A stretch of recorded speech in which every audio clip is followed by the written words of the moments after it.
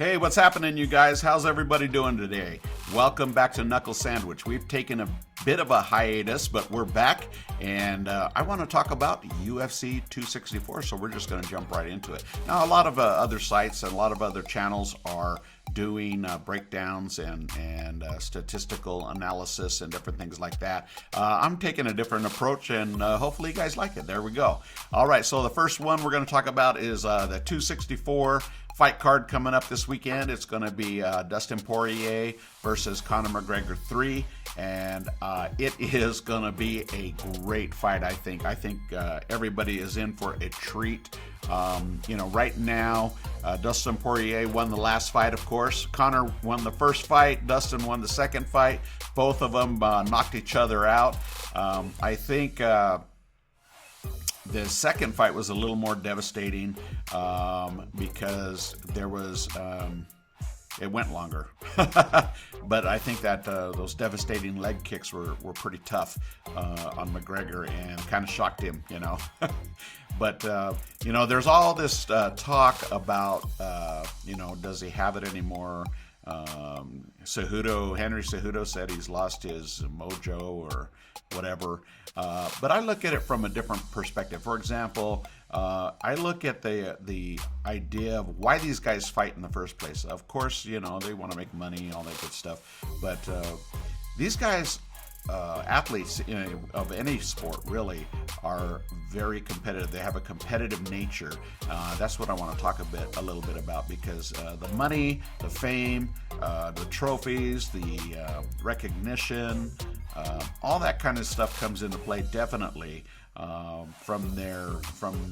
but I think it's born from their competitive nature of competing in whatever they do.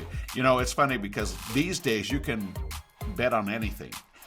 You can bet on how many times Poirier gets dropped, or how many times Conor attempts a guillotine, and you can place bets on literally anything. And I think that's the competitive nature in all of us, right? But when you look at these athletes and you look at there's always talk of how much they put into their camps. And the length of time that they're training and stuff like that. But, I know it's hard work. I can imagine. I'm not a fighter, but I can imagine that showing up at the gym every day, running, getting your cardio, getting all these things prepared for a fight takes a huge amount of dedication. But I think ultimately what drives that is competition, of the love of competition. That's kind of what I want to talk about, because you can talk money all day long, but if you're not passionate about what you do, people can say they're coming for a paycheck, but you got to have a lot of dedication and a lot of passion about what you do in order to even show up day after day after day after day. And some people work harder than others. That's just a natural fact. But can you say that a champion works harder than anybody else? Probably not. There's a lot of factors that I like to touch on that make somebody for lack of a better term, a superstar. I know Dana White likes to talk about that a lot. Superstar, the it factor, all those kinds of things. But if you go right back down to the root of the problem, or not the problem, but the root of the competitive nature of a fighter, and the willingness to commit one's life or one's time and effort and sweat and blood to a sport. And I'm going to talk about specifically MMA, because there's a lot of stuff that's involved there. People think that there is a way to get out of a situation that they're in, that they may not have gone to school or whatever. And I don't even like to look at all of those aspects. I'm just talking about what makes somebody competitive, right? I mean, seriously, what makes somebody competitive, and what makes somebody not competitive? Some people are so afraid of losing, so some people are afraid of rejection, of not being able to succeed, that they never compete. They don't want to compete because they just can't deal with losing. When you hear these fighters, these athletes, whether they're these athletes at the top tier, or if they're somebody just getting started out, these kids that that compete in local competitive sports in junior high school, those kinds of kids. You're looking at the same drive of being competitive, of wanting to be better than the next person. And we're all born with that. Well, I don't want. Yeah, are we? I don't know. But I'm rambling, so let's get back to this, okay? I want to look at Conor McGregor, what he had to go through, Dustin Poirier, what he's thinking, and try to just imagine. I have no idea what they're thinking, what's going on in their mind, but I do try to imagine some of the thought processes, because we're all human beings, and there's really nothing new under the sun, right? But so when you look at Conor McGregor and the loss that he took, getting knocked out, and I think that was his second or third loss in a row. Was it second? Yeah, I can't remember. But when you look at getting knocked out and how you're feeling standing there in the cage, knowing that, I wonder as they're reading out the winner and raising the hand and doing all that stuff, if he's thinking about, I made this mistake, I made that mistake, or I did everything I could and I couldn't beat this guy, and the psychological aspect of the fight. And then you look at the other side and you look at Dustin Poirier and what he's thinking, being elated of going through this, putting in this camp, doing all this work, and then getting his hand raised, for beating one of the most popular guys in MMA history. What's he's thinking? Is he thinking, I own this dude, I knew I'd beat him, I got lucky, what are the thoughts that go through the mind? And then after that, you have to deal with that pretty much 24/7, because when you're a competitive person, whether you win or you lose, you're thinking about it a lot. And that is a lot of pressure. I wonder how much pressure these guys put on themselves. Not just leading up to the fight, but after the fight. What happens to them and what do they think about? And that's why I think when fighters talk about not themselves as me doing this, but it's always my team, us, and we lost that fight, but we're going to bounce back, the terminology that they use, because they're so reliant on their teams for psychological support, for just encouragement, all these kinds of things that are completely necessary. So the machine that's behind a fighter, any fighter, whether he's got one person or she's got one person that does all the coaching or something, or they have a huge entourage of various sparring partners, coaches from every aspect, jiu-jitsu, boxing, karate, wrestling, grappling, all of these kinds of things, kickboxing, Muay Thai, the list goes on and on of the various techniques that can be used and implemented, how necessary they are. And not only that, but, what happens when you have a bad day at the gym? What happens if your sparring partner gets the best of you? How do you bounce back from that? And so everything is not so cut and dry when you look at fighters and when they come to the cage. Because you could say, you look at a fighter, and I've done this many times, how could he make that obvious mistake? How could he make that obvious mistake? Because the fan, whether you're a casual fan or you're deep into MMA, the fan has his likes and dislikes and expectations of the fighters they either love or they hate. Okay, and so they're bringing that aspect to it and being able to criticize or praise a fighter. And in a way, even fans are competitive with the fighters. They're never going to see them and they're never going to talk to them.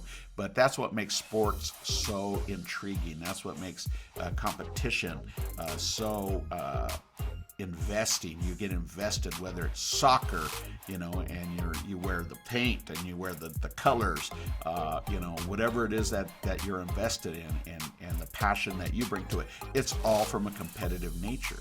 And even if you're not an athlete, doesn't mean you're not competitive, because we all, at some aspect in our lives, are competitive. So when I look at this fight coming up on Saturday, I think about a lot of different things of how each fighter is going to approach this. How's Dustin Poirier? I don't think Dustin Poirier is going to be cocky.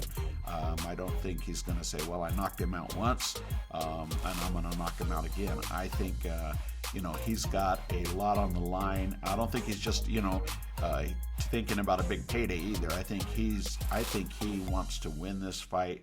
And I think he wants to do it in devastating fashion for his future and where he's going. And then I think on the flip side of Conor, I don't think that he is going to be doubting himself. I think that he's done probably a lot of things in his camp to change things up and try to be more well-rounded or flexible in his thought process and not get stuck in that left hook of trying to knock Dustin out in the first round. Now Dustin and they're both paying attention to their social media comments and different things. Dustin, for example, saying he's only dangerous for the first round. Okay, if I get through the first round, then pretty much the fight's mine. And is Conor thinking the same thing? I got to knock him out in the first round. Does that make Conor look for these desperation shots if the round is coming to a close and he hasn't knocked him out yet? And then there's the specter of the leg kick from both fighters. So Dustin saying, "Okay, I was able to kick that calf and really hurt him." And that's a tool that I'm going to use again. And likewise, Conor on the flip side saying, okay, I have to implement calf kicks myself because I did it with Nate Diaz, and I was very effective in those calf kicks as well. But is he thinking defensive? I've got to stay away from those calf kicks, and Dustin Poirier on the defensive side saying, I just need to stay away from that left hook because that's all he's got. Okay. He forgets, maybe he forgot about or he doesn't care about the spinning back kicks that Conor McGregor had in the first fight. So you get these mental gymnastics of how they're doing it. And then when they get in the octagon and they start to practice and they start to spar and they start to do these things, of course they're bringing in various sparring partners that have a similar technique or similar size, try to match what their opponent is going to look like so they can get a feel and be able to move around, So the thing that's most intriguing to me is the changes, because this is a rubber match, right? It's the third fight in this series, and the changes and the psychological battles that these guys have to go through in their own minds, because regardless of all the coaches and the prep and all this and that, once you get in the ring and they lock the cage door, get into the octagon and they lock the cage door, they're you're pretty much on your own. You can listen to your coaches, and that's always the best thing to do, is listen to your coaches and try to follow what they're doing. But it's always difficult because the guy that you're fighting or the girl that you're fighting, they're not going along with the plan. They're going along with their own plan. And so you've got this dynamic, okay? And I go all the way back to competition. As you think, as the fighter and they're thinking angles, and they're thinking punches, and they're thinking defense, and they're thinking if they get stung, I got to retreat, or I got to go forward because I can't show this guy I'm hurt. All of this stuff is going on. I mean, if you could see an algorithm of the brain during a fight, holy smokes, what would that look like, right? Just to see the spikes and the dips and if they were able to put color to this algorithm, you'd see, when somebody gets hit, red just flaring and then the blue coming in, all these different things. It's pretty cool. So what happens during this time and what happens just before the fight, when they're in the locker room and they're warming up, and what are they thinking? What are the coaches telling them? You got this, don't forget, to dip. Don't forget, to circle out. Don't forget to stay off the cage, what are they doing and how are they're preparing their athlete? And also the fighter themselves, they're thinking, are they thinking all this the stuff that they practiced in the gym and that they did in the camp? I've got to implement this. I got to implement that. How do I do this? And the counter scenarios. And wow, there's just a lot to do, because fighters, unlike other jobs, for example, if you're a construction guy, you gotta be safe, and you got to do all this and this, and you have the tools and everything, but you have a specific thing that's repetitious, whereas a fighter can change up on you when you think they're going to jab. I just saw I can't remember who it was. I just saw somebody do a fake with it was Sean O'Malley. I saw him do it in a past fight. I saw him do a fake jab, and he came in with an uppercut. Holy smokes, you got to react fast, But you can't, from a competitive nature, you have to be able to bounce back very quickly. And in order to stay competitive, because you could see somebody, I've seen fighters that just kind of shell up and they're just like, done, I want out of here. What am I doing here? How did I even get here, right? And the fans that back them and support them, whether they win or lose, how do the fans react? And so you have this mix of poetry, of the art of fighting. And to me, it is just super exciting. All of the drama, all of the preparation, the fight itself, and the promotion of how they they build up these fights. Some of these fights they build them up so much, and they're just kind of a letdown.